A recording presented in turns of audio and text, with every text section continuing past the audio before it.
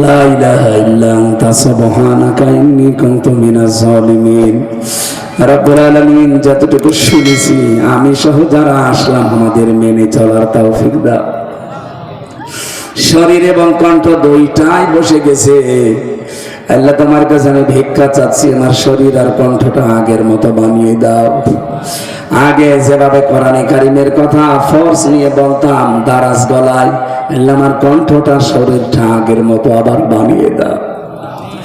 জালেমরা 3টা বছরে এমন কোন টর্চার নেই যা আমার এই শরীরের উপরে করে না। আমার শরীরটাকে ধ্বংস করে দিয়েছে।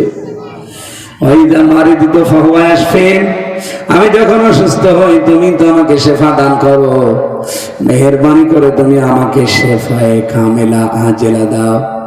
আমার মুয়াজ্জিন ভাই বহুদিন অসুস্থ, আল্লাহ তুমি মেহেরবানি করে তার সুস্থতা দিয়ে দাও।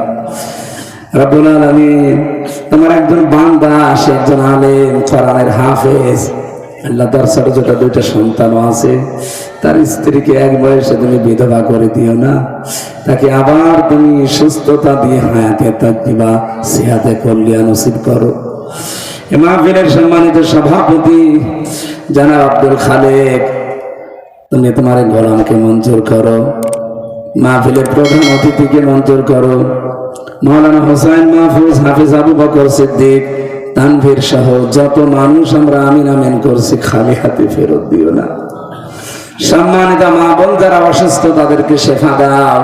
এমন রোগ দিয়েছো যা মানুষের কাছে বলাও যায় না, মেহেরবানি করে আমাদেরকে শেফায়ে কামেলা আজেলা নসিব করো।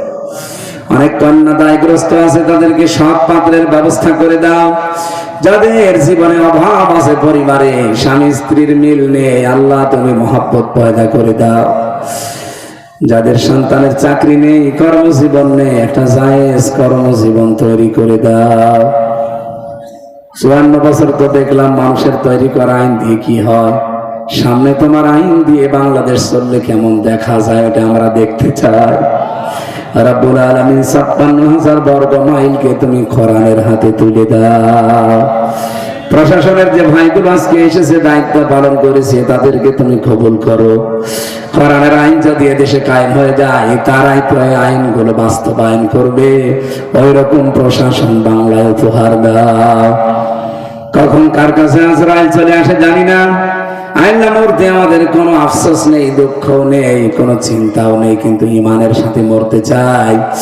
আজরাইল আসলেই যেন বলতে পারি লা ইলাহা ইল্লাল্লাহু মুহাম্মাদুর রাসূলুল্লাহ। ওই গাড়ি থেকে আপনার স্ত্রীর জন্য একটা নিয়েন, আর স্বামীর জন্য আপনারা নিয়ে যান। বাচ্চাদেরকে পাঠিয়ে নিয়ে যান, কাজে লাগবে অনেক।